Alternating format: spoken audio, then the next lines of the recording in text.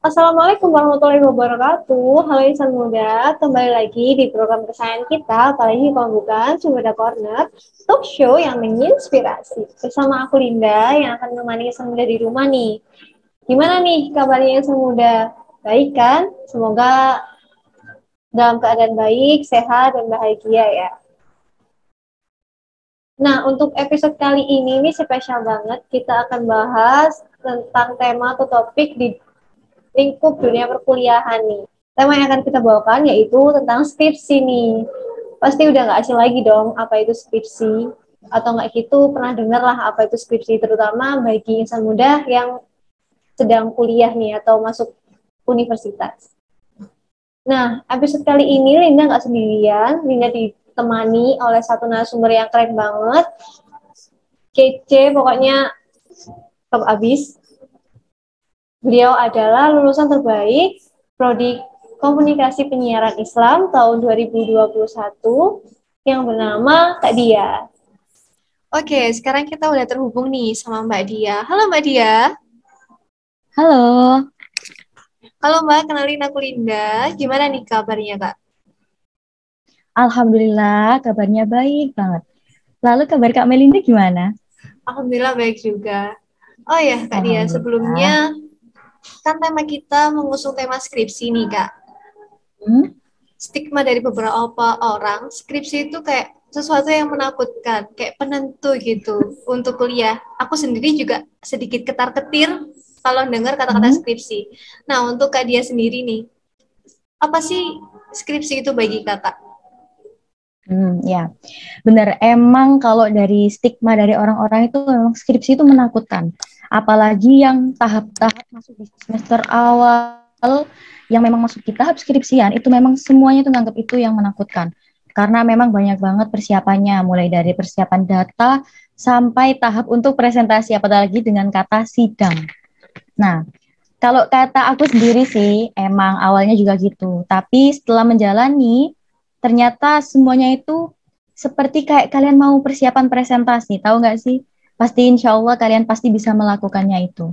Cuma hanya saja effort yang lebih tinggi itu ketika kalian mencari data dan menyesuaikan apa yang sekiranya skripsi kalian itu kelihatan kayak menarik, unik, dan cocok untuk dibaca oleh semua masyarakat, terutama juga yang disetujui oleh dosen pembimbing kalian. Baik, terima kasih Kak. Jadi skripsi itu kita yang penting banyak-banyak observasi, banyak-banyak baca referensi, nanti insya Allah bisa ya Kak ya, kayak kita nyiapin presentasi Benar. gitu ya. Cuman effortnya lebih Benar tinggi banget. lagi. Pasti bisa, pasti bisa. Mm-mm. Oh ya, sebelumnya aku mau ngucapin selamat buat Kak Dia. Ternyata guys, Kak Ya, Dia itu makasih ya. lulusan terbaik wisuda 95 kemarin loh. Kok bisa sih Kak? Setauku hebat banget gitu loh, bisa lulusan terbaik 95 wisuda kemarin tahun 2021. Nah, pasti itu IPK-nya harus tinggi ya Kak ya? Atau gimana tuh Kak? Nah, sebelumnya terima kasih banyak ya karena dari Sufada sendiri udah mengundang saya sebagai narasumbernya. Dan sebelumnya untuk mengenai prestasi sendiri itu nggak hanya agak muluk-muluk sebuah prestasi yang patut tinggi terus dibanggakan itu memang, tapi semuanya itu hanya bonus. Yang paling penting adalah ketika kalian menjalani atau prosesnya.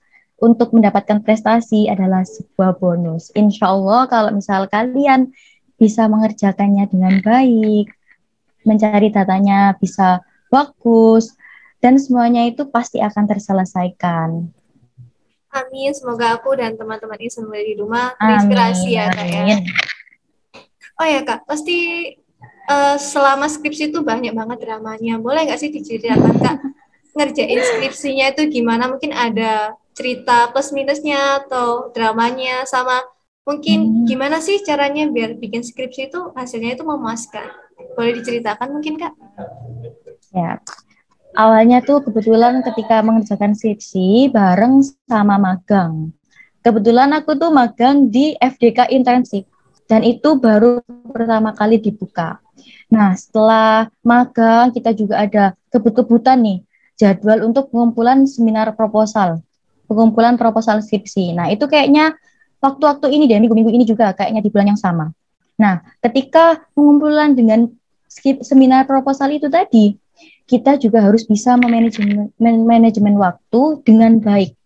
Otomatis kita harus tahu bagaimana waktu ketika mengerjakan tugas magang dan tugas skripsi yang memang harus kita selesaikan atau sebuah kewajiban ya.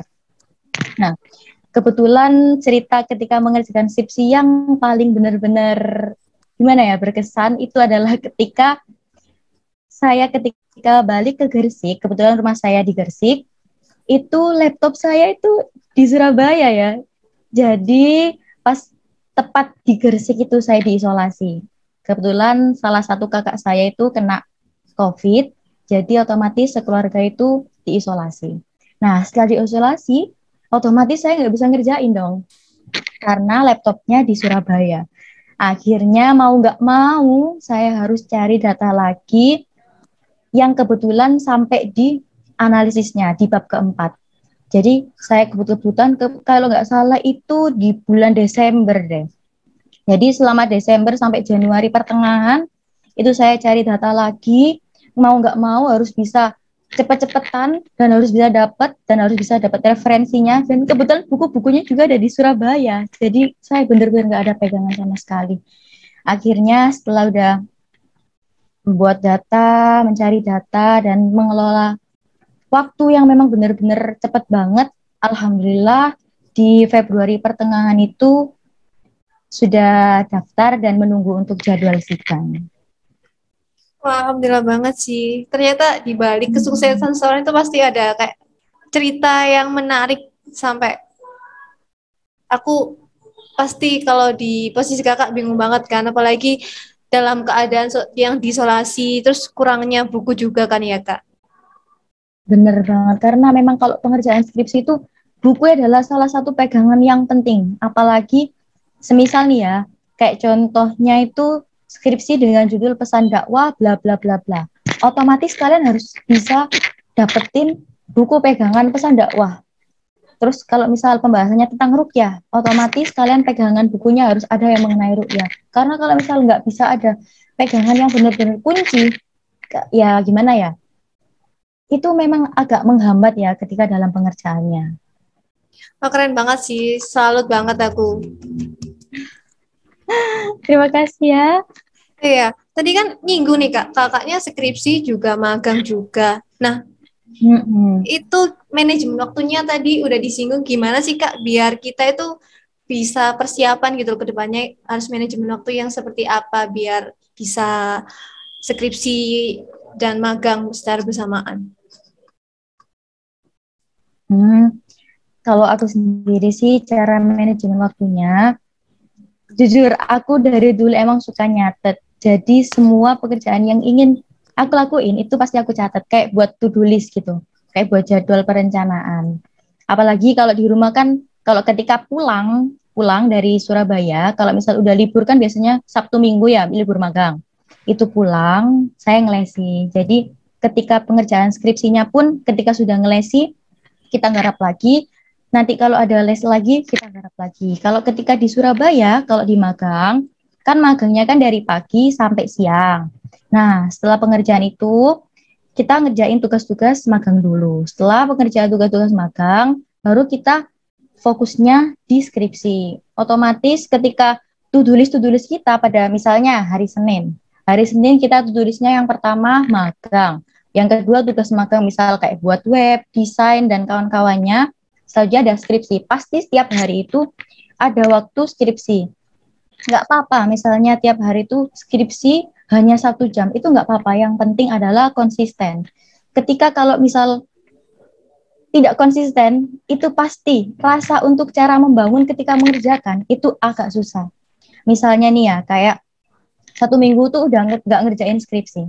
Itu bener-bener aku ngerasain kayak gimana ya cara ngolah katanya yang kemarin. Kok lupa? Lah ini gimana ya? Akhirnya nanti bakalan nggak dikerjain. Swear, bener-bener kalau dalam pengerjaan skripsi itu yang dibutuhkan adalah konsisten. Nggak apa-apa tiap hari misalnya berapa menit gitu, 30 menit kayak nggak apa-apa. Pokoknya yang paling kunci utama dari semuanya adalah konsisten. Jadi manajemen waktu harus dibantu, digandeng dengan konsisten. Oke, kalau bisa aku ambil kesimpulan sedikit kesimpulan nih, jadi kita selain manajemen waktu juga ada kayak to-do list, itu kayak kerjain list yang harus dikerjain itu ya kak ya, dan konsisten kuncinya. Kalau kita berhenti terus mau lanjut lagi tuh kayak butuh effort yang tinggi dan semangatnya tinggi lagi. Bener banget. Karena Oke. emang kan masa-masa ini kan itu ya, lagi emang bener-bener online semuanya. Kalau sekarang sih insya Allah agak bisa offline ya. Amin, Jadi insya amin, Allah kalau yang sekarang mungkin bisa agak lebih banyak keluarnya. amin. Eh, Nyinggung skripsi tadi nih kak, pasti bab-babnya banyak banget dong kak. Yang menurut Hmm. kakak kayak menguras emosi, pikiran atau sampai capek banget ini gimana? Itu ada nggak sih kak? Menurut kakak sendiri nih, kan setiap orang pasti punya eh, pemikiran dan cara berpikir yang berbeda-beda. Ada yang susah di bagian ini, ada yang susah bagian itu. Kalau kakaknya sendiri nih, susah di bagian mananya? Kebetulan kalau di skripsiku sendiri itu lebih yang benar-benar menguras emosi adalah ketika kalian mencari ketika saya mencari pendapat dari suatu ahli mengenai bagaimana sih pengobatan ruqyah yang disambungkan dengan COVID-19. Kebetulan yang saya bahas di skripsi saya adalah metode pengobatan ruqyah oleh Prof. Zahro, salah satu guru besar yang ada di UIN juga. Nah, beliau memakai metode ruqyah ini sebagai metode pengobatan untuk COVID. Nah, itu kayak menurut saya itu sebuah penemuan yang emang benar-benar perlu dikulik lagi agar agar yang bisa mendengarkan, agar yang bisa membaca mengenai ruqyah bahwa bisa mengobati COVID, bisa memahami secara sederhana. Kalau misal, oh dengan ruqyah itu bisa menyembuhkan COVID, tapi dengan cara yang seperti apa, bla bla bla. Nah, itu cara saya mencari apa ya, sambungan yang memang benar-benar bisa dipahami oleh masyarakat. Kalau misal ruqyah ini bisa masuk di akal untuk pengobatan COVID-19 sendiri. Itu sih yang saya cari ketika referensi ruqyah nyambungnya di COVID. Itu agak susah juga dan agak takut karena memang membenturkan antara pendapat agama dan pendapat saintik. Ya, apalagi kalau misalnya aku cerna penelitian kakak ini kayak kurang minim referensi gitu ya kak. Soalnya kan kayak masih terbilang baru gitu kan ya kak. Nah, Oke. jadi dari yang kurang referensi itu tadi, kebetulan dosen pembimbing saya itu menyarankan untuk lebih ke ruqyah sendiri. Akhirnya, yaitu alhamdulillahnya di detik-detik terakhir saya menemukan buku ruqyah sendiri yang sebagai pegangan dan akhirnya alhamdulillah penelitiannya berjalan dengan lancar. Alhamdulillah kalau gitu. Ya, sebagai penutup nih Kak, mungkin ada nggak sih Hmm, tips dan trik atau wejangan buat insan muda di rumah ini biar kayak ada pandangan gitu loh gimana sih skripsi itu, habis itu apa dulu yang disiapkan, harus gimana, mungkin oh kamu harus ke dosen bimbingan atau gimana dan lain sebagainya. Mungkin bisa di-share Kak tips dan triknya menghadapi skripsi. Sebenarnya kalau tips dan trik adalah itu sesuai dengan kemampuan masing-masing ya. Cuma kalau tips trik dari aku sendiri, yang pertama, aku suka bikin to-do list. To-do list pekerjaan hari ini itu yang mau diselesaikan apa aja. Contohnya misal kayak hari ini bab 1, oke, harus konsisten. Bab 1 harus dapat. Semisal nggak bisa dapat bab 1 secara utuh, nggak apa-apa. Yang penting kita udah bisa memulai bab 1 ini. Yang pertama, to-do list. Catat pekerjaan yang ingin kalian capai. Dan yang kedua, cari data. Cari datanya ini, kalian nggak hanya melulu fokus di buku, tapi kalian juga bisa cari di jurnal penelitian, atau bisa tanya ke kating-kating kalian yang memang cocok dengan penelitian kalian, atau juga interaktif dengan dosen pembimbing. Karena nggak semua dosen pembimbing itu menanyakan satu-satu ya ke mahasiswanya. Biasanya kalau lebih enaknya itu kita yang tanya ke dosen pembimbing. Jadi ya cuma harus tahu waktu juga. Tanya ke pembimbing, misal kamu nggak pahamnya itu di bagian mana. Pasti insya Allah dosen pembimbing itu akan menjelaskan. Kalau kita sudah dapat data yang kita cari, dan yang ketiga adalah tahap analisa. Gimana caranya kalian menganalisa skripsi kalian itu agar kelihatan menarik. Jadi sebuah tips dan trik adalah gimana ya caranya kalian itu memanajemen, balik lagi ke memanajemen waktu. Kalau misal kalian sudah bisa memanajemen waktu dengan baik, memanajemen diri sendiri, itu insya Allah bakal semuanya itu terlaksanakan. Yang salah satu kuncinya kembali lagi adalah konsistensi. Karena konsisten adalah salah satu trik skripsi kalian bisa selesai dengan tepat waktu. Nah gitu, itu dia tadi udah dikasih share nih tips dan triknya buat insan muda di rumah. Semoga bermanfaat. Terima kasih Kak atas wawancaranya hari ini. Oke nih, nggak kerasa kita udah di pengunjung waktu. Terima kasih buat insan muda yang udah stay tune dan nonton. Jangan lupa untuk like, share, dan subscribe. Dan jangan lupa juga untuk nyalain loncengnya agar insan muda tidak ketinggalan info-info menarik dari Sepeda Radio. Dan stay tune terus di Sepeda Corner, talk show yang menginspirasi. Oh iya, insan muda juga bisa banget loh untuk komen di video ini. Kira-kira nih mau bahas apa untuk next episode selanjutnya. Sekian untuk episode kali ini. Aku Linda, pamit undur diri. Wassalamualaikum warahmatullahi wabarakatuh. See you next episode. Bye-bye.